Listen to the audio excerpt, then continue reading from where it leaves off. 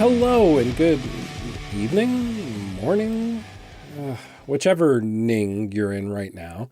I'd like to personally welcome you to the Fairly KickAss Podcast. Yes, me, Zack, alone, just like the Heart song.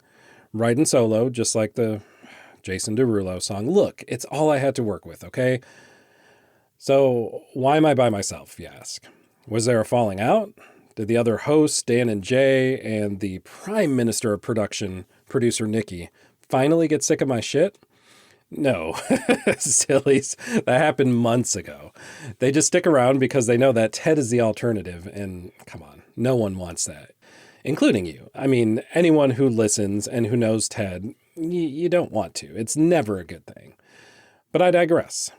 They're not here because this is a one-person show for a change. That's right, it's another one of our half-note episodes, something a little bit shorter, a bite-sized niblet for those days when you're not quite hungry enough for an entire kick-ass meal.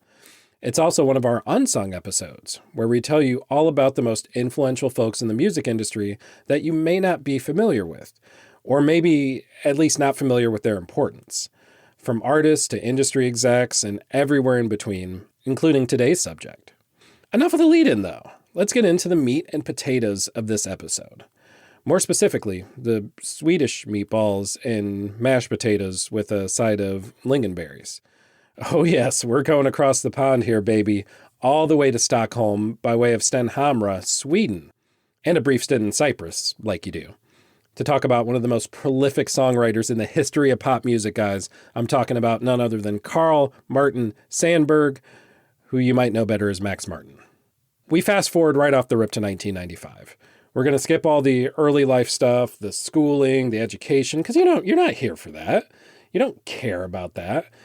Maybe it's important, maybe it's not, but we got other shit to talk about. So let's jump right into an early 20s Max Martin being hired by Cheiron Studios a few years prior to that. He'd had a bit of exposure along the way to some, I guess, more local acts, local to him at least, such as Ace of Base and Rednecks, among a few others. Thanks to the record label Zomba, better known as Jive today, Cheiron was brought in to work with a US-based act's debut album. There is history here. Their group had flown to Sweden the year prior to work with Max and fellow producer Denniz Pop, that's Denniz, because names. The single peaked on the Billboard Hot 100 charts at number 69. Nice. But the track proved to be a much bigger hit in several European countries. The single in question? We've Got It Going On. The first exposure for the world at large to Brian, Howie, AJ, and Nick. Yes, and Kevin. There's no way we forgot about you, Kevin. If you are listening, we appreciate your patronage, and we appreciate your music, too. Y'all did a good job.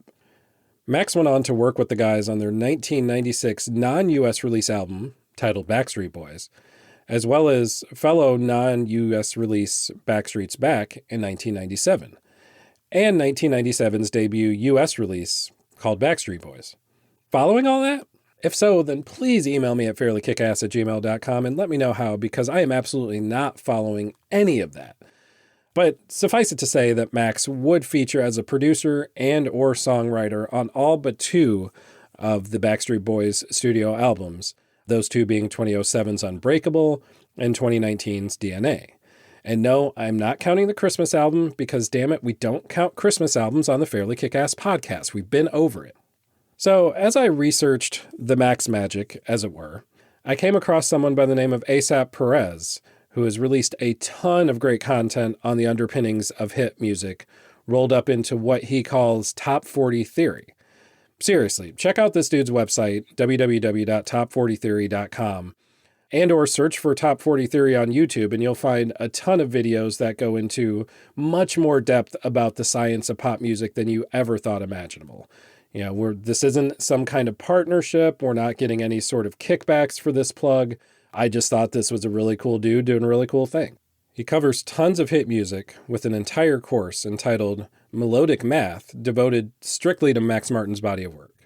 I have no doubt that the course is amazing, and if any of you have about $1,600 to spare and want to give it a whirl, please let us know what you learn about it. Or if you would rather give us the $1,600 and we can tell you that we listened to the course and instead spend that money on copious amounts of chicken nuggets from McDonald's, that's also an option. We're not going to turn you down. But even without that $1,600 check to write, we can still learn a little bit from the curriculum overview. For example, talking about how Max taps into the listener's subconscious brain rather than impressing upon the conscious brain. Don't know what that means, but it sounds really cool. Makes the listener sing along and move to the music as soon as possible. Yeah, I can confirm that one. It gets your toes tapping, it gets your feet moving. Max creates infectious hooks and intertwines multiple hooks. And as you know from a previous episode of the Fairly KickAss Podcast around the top 5 hooks, multiple hooks equals multiple fun. That's probably grammatically correct, right? Yeah, we're going to go with it. We're going to go with it. So, okay, I lied. Maybe the curriculum overview doesn't actually give a ton of actual info about actual Max Martin. But the level of knowledge, the level of information, the level of detail that can be gleaned from one person, from one Max Martin-shaped individual, which strictly is just incredible. Absolutely incredible. Now, it's easy to see from all of that why the boys kept going to the well. The man knows how to craft a pop hit plain and simple. Not even so much as a song in its classic literal sense, but more so like a math problem. In kind of getting back to the title of that course being melodic math, I believe it certainly fits here. Note that I did not say formulaic, because that was never really Martin's MO. Now, sure, he has his hallmarks, the aforementioned catchy hooks alongside approachable lyrics with a very tight cadence, to the point where the cadence itself of the lyrics almost becomes a sort of secondary beat or a sort of complementary beat to the actual beat of the song. It's really cool once you listen to it a little more. But there's certainly something deeper than that as well, right? I mean, the guy has 25 number one hits on the Billboard Hot 100 as a writer. 25! That's a fucking lot. I mean, really, if you look at historically other songwriters and how many hits that they have had, there are only 2 people that have had more hits than that. And those are a couple of unknowns named John Blah Blah and Paul McSomething or other. I mean, who the fuck are they? Who cares? Like, that level of prolific songwriting success is surely not an accident. If you thought to yourself, wait a minute, that's not a Backstreet Boys song, you would be absolutely correct. That was not a Backstreet Boys song. That was Britney Spears' biggest hit, Baby One More Time, or at least one of her huge hits. And that's because playing a Backstreet Boys song at that moment in time, it wouldn't fit the theme. Because we were talking about number one hits, and somehow, some way, it's going to be a bit of a tangent, apologies in advance, the Backstreet Boys have exactly 0 number one hits on the Billboard Hot 100 charts. Like, ever. Like, forever, ever, to put it into Outcast terms. I'm looking at their Wikipedia page as we speak, and I still don't believe it. In fact, Quit Playing Games With My Heart was the group's highest charting hit, topping out at a lowly number 2. Baby One More Time marked Max's very first Billboard number one hit. Does it sound like the Backstreet Boys? Not really, until you dig a little bit deeper and get back to all those hallmarks that we talked about a couple minutes ago. The catchy hooks, the approachable lyrics, the tight cadence, everything is there. So with that said, let me hit you with his second number one track. Again, his second out of 20 fucking 5, and you'll hear it. That traitor, the turncoat, the nerve, the gall, the absolute gall. Yes, our boy was indeed double dipping, not only an integral part of most of the Backstreet Boys catalog, but also an integral part in the entirety of NSYNC's catalog. And yes, they had a Christmas album, and yes, we're not going to talk about it because fuck Christmas albums. But It's Gotta Be Me was the quintuplet, whatever that word is, where there's 5 of them. That was NSYNC's only Billboard number one hit, meaning that combined, NSYNC and the Backstreet Boys have a total of 1. Yeah, my mind is still blown. It's going to take me a while to get over that. Life is just weird sometimes, you know? But we're not here exclusively for this quintet or that quintet. The one with the five. It's hard for me to say. Please, someone come up with a better word for it, because quintet is apparently just not working for me. But instead, let's talk about another one of those number one hits. So pretend that I'm pulling a cartoonishly large lever like Conan O'Brien used to do for Walker, Texas Ranger clips. Did y'all know, by the way, that that guy from Supernatural is going to be... Well, no, sorry. I'm tangenting. Just play the song. Just play the song, please. And let's just keep that rolling. Another from an album that Martin co-produced the majority of, that being the smash hit 1989.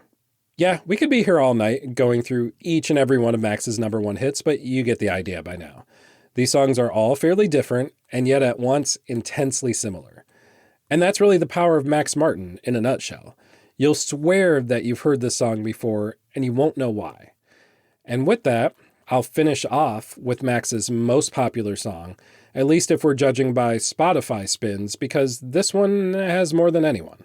In fact, it has 58 million more plays than that of the number 2 most played song on Spotify. So, without further ado, cue the Weeknd. Come on, did you do the dance? I won't tell if you did, I promise. We can keep it between us. But there you have it, a musical tour de Max, as it were. If you need more of the producing guru, then check out all the great work he did with artists such as Katy Perry and Kelly Clarkson, among others.